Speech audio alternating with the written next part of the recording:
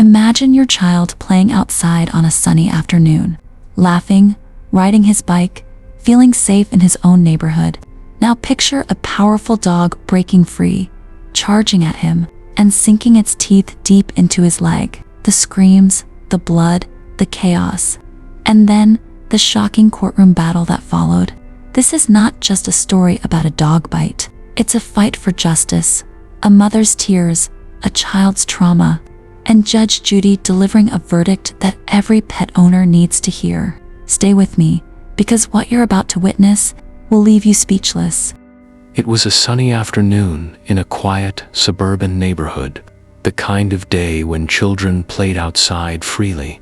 Parents sat on porches, sipping iced tea, and everything seemed safe and ordinary.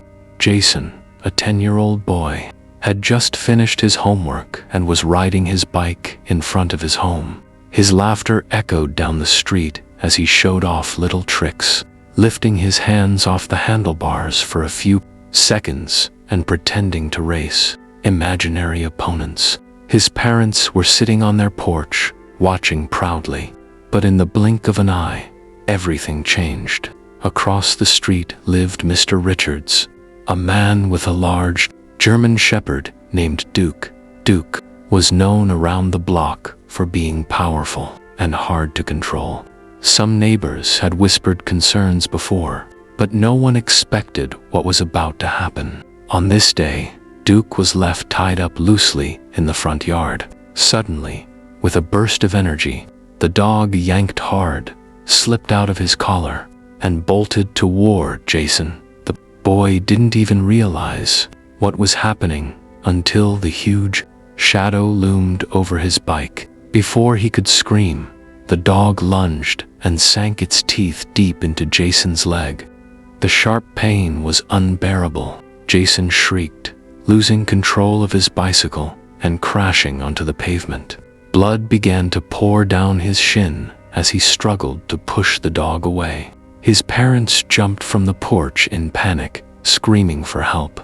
Jason's father grabbed Duke by the collar and pulled with all his strength, while his mother shielded Jason with her body.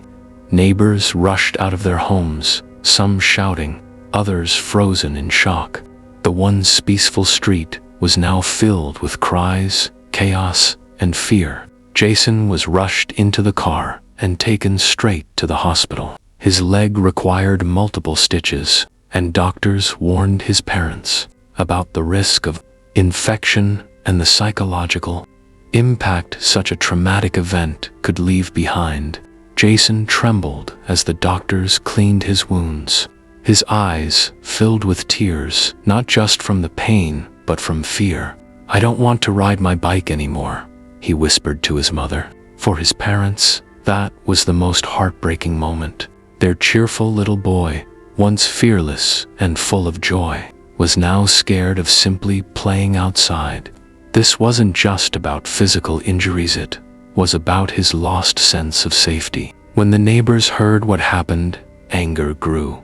Some admitted they had warned Mr. Richards before to secure his dog, but he had always brushed off their concerns. And now, the unthinkable had happened. Jason had been attacked, scarred, and traumatized.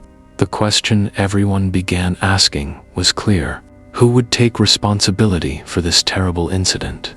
The hospital visits weren't just physically draining, they were financially overwhelming. The bills for Jason's stitches, antibiotics, pain medication, and follow-up appointments started to pile up. On top of that, doctors recommended therapy sessions to help Jason cope with his new fear of dogs. His mother couldn't sleep at night, worried not just about the bills, but about her son's fragile emotional state. At home, Jason no longer wanted to go outside. He kept the curtains closed and jumped at the sound of barking dogs in the distance. His father noticed he wasn't eating well. He often woke up at night crying from nightmares where the dog attacked him again. His parents realized this incident had taken more than just blood. It had taken away their son's peace of mind. They knew something had to be done. Jason's father went across the street to confront Mr. Richards. He expected at least an apology, maybe an offer to cover the hospital expenses. Instead, he was met with denial. Mr. Richards shrugged and said, "My dog is usually friendly. Maybe your kid provoked him. Kids sometimes tease animals, you know?" Those words felt like a slap. Jason's father clenched his fists in anger but held back. He knew they needed justice, not another fight on the street. Jason's mother, on the verge of tears, said, "Our son was just riding his bike. He did nothing to deserve this. You need to take responsibility." But Mr. Richards refused. He acted as though it was just bad luck, something that should be forgotten. His lack of remorse made things worse. The family realized they couldn't handle this quietly. They needed the law to step in. After discussing their options, they decided to take the matter to court. Their neighbors encouraged them, saying they had witnessed Duke running loose before. Everyone knew that if no action was taken, another child might get hurt. The case was eventually picked up by Judge Judy's court. For Jason's parents, this was a ray of hope. They had seen Judge Judy's no-nonsense approach to justice. If anyone could see through Mr. Richards' excuses, it was her. When Jason heard he might have to appear in court, he was nervous. But his parents explained that this was not about punishment, it was about making sure he was safe and that others wouldn't go through the same thing. Jason nodded slowly, understanding more than a child his age should ever have to. With hospital records, medical bills, and witness statements in hand, Jason's parents prepared themselves for the legal battle. They weren't just fighting for money, they were fighting for their son's dignity, his healing, and the principle that no one should allow a dangerous dog to roam freely. They knew the road ahead would be tough, but they also knew they couldn't back down. And soon, they would find themselves face to face with Judge Judy in a courtroom filled with tension, arguments, and the hope for justice. The day of the court hearing finally arrived. Jason's parents walked into the courtroom, holding their son's hand tightly. Jason wore long pants, but underneath, his legs still carried fresh scars. His mother's eyes were filled with both worry and determination, while his father carried a folder stacked with hospital bills, photographs, and doctor's notes. On the other side of the room sat Mr. Richards. He looked calm, almost too calm, as though he believed nothing serious would come from this hearing. His German shepherd, Duke, was not present, but his presence loomed large in the minds of everyone in the room. When Judge Judy entered, the entire courtroom quieted. Her sharp gaze swept across both parties. "All right," she said firmly. "Let's hear this case. Jason's parents, tell me what happened." Jason's mother took a deep breath and began. She described in painful detail how her son had been attacked while simply riding his bike. Her voice trembled as she said, "Your Honor, my son did nothing to provoke the dog. He was just playing. Now he wakes up screaming at night. He's terrified of going outside." She handed over medical records, bills, and photos of Jason's stitched leg. Judge Judy turned her sharp eyes toward Mr. Richards.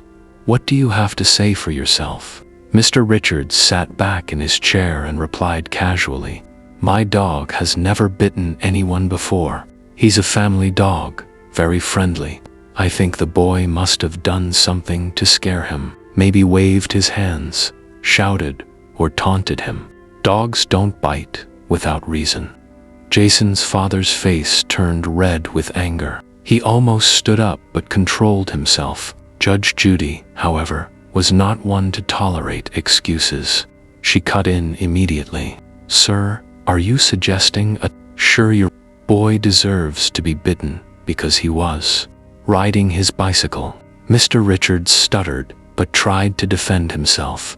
"All I'm saying is, dogs react to things. I can't be blamed for how an animal feels in the moment." Judge Judy C. "Actually, that's exactly what you can be blamed for. You are the owner.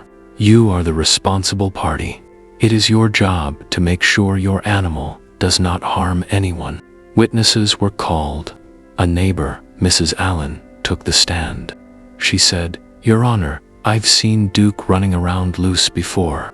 I once had to grab my own child and run inside when that dog came charging down the street." Another neighbor added, "I even told Mr. Richards to secure his gate. I warned him, but he didn't take it seriously." This could have happened to anyone. The more the neighbors spoke, the clearer it became that this wasn't just a one-time accident. It was negligence. Judge Judy's face remained stern as she listened. Every piece of evidence and every testimony was slowly painting a picture. This was not just a dog bite. It was a case of carelessness and denial. Jason's parents sat quietly, their hands clasped together, praying Judge Judy would see the truth. And by the look on her face, it was clear she did. Judge Judy leaned forward, her eyes narrowing at Mr. Richards. Her voice cut through the silence like a blade. "Sir, do you realize what it means to own a dog? Do you understand that a dog is not just a pet, but a responsibility?" Mr. Richards tried to interrupt, but Judge Judy wasn't having it. She raised her hand, stopping him cold. "Don't talk over me. Listen carefully. A 10-year-old boy was bitten. He has scars on his body and his mind. And you're sitting here acting as if this is no big deal?" The courtroom remained still, every eye on the exchange. Jason's mother held her son's hand tighter.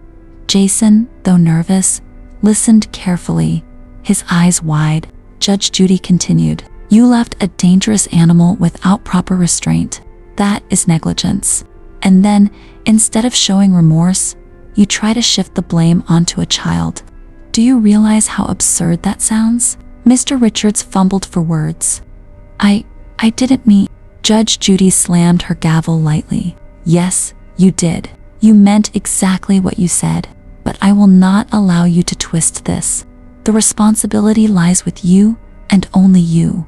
She then turned her attention to Jason. "Young man, would you like to tell me what happened?" Jason looked at his parents nervously. His mother nodded gently, giving him courage. Slowly, Jason stood up. His voice was soft but clear. "I was riding my bike. I didn't go near the dog. I didn't even see him coming. Then he bit me, and I fell down. I was really scared. Now I don't want to go outside anymore." The courtroom was silent.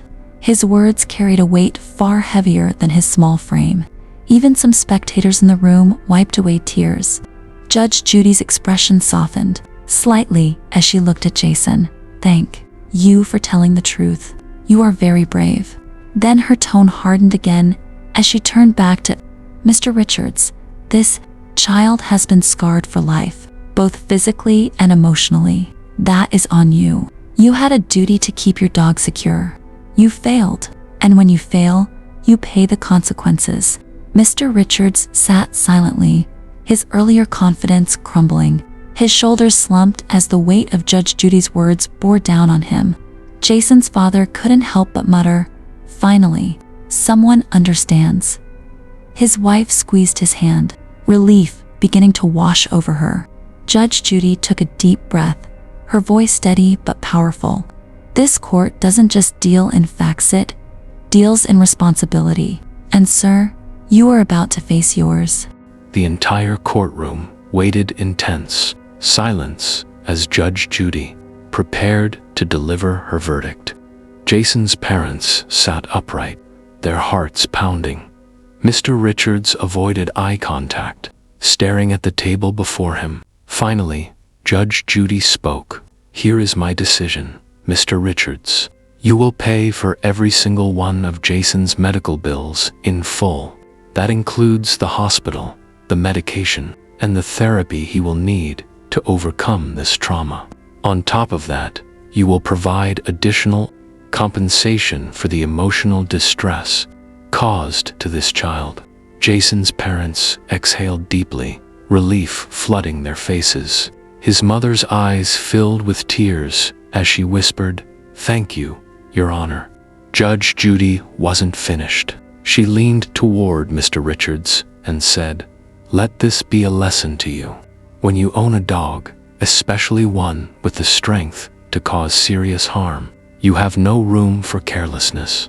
A dog can be a friend, yes, but it can also be a danger if not managed properly. This is not just about money, it's about accountability. She struck her gavel. Case closed. The courtroom buzzed with murmurs. Some people nodded in agreement. Others whispered about how firm and fair Judge Judy had been. Jason's parents hugged him tightly, finally feeling that justice had been served. Outside the courtroom, Jason smiled faintly for the first time in weeks. His mother knelt beside him, brushing his hair back. "See, sweetheart, you were brave. And because of you, the truth came out. Nobody can hurt you without answering for it." Jason nodded. "I still don't like dogs," he admitted softly. "But maybe one day I won't be scared anymore." His father put a reassuring hand on his shoulder. "You don't have to rush. Healing takes time, but you'll get there." Meanwhile, Mr. Richards walked out silently, his face pale and tense. Neighbors who had supported Jason's family shook their heads at him. For the first time, it seemed the weight of his negligence had finally struck him. This wasn't just a verdict, it was a warning to all pet owners. A reminder that owning a pet comes with responsibility. A single careless moment can change someone's life forever. Judge Judy's courtroom had once again proven why millions respect her. She didn't just hand out justice, she delivered lessons that echoed beyond the walls of the courtroom. And for Jason and his family, it wasn't just about winning a case. It was about healing, closure, and knowing that the system worked to protect the innocent. This case, like many before it, stood as a powerful example. When justice is delivered firmly and fairly, it can turn tragedy into a lesson for everyone watching.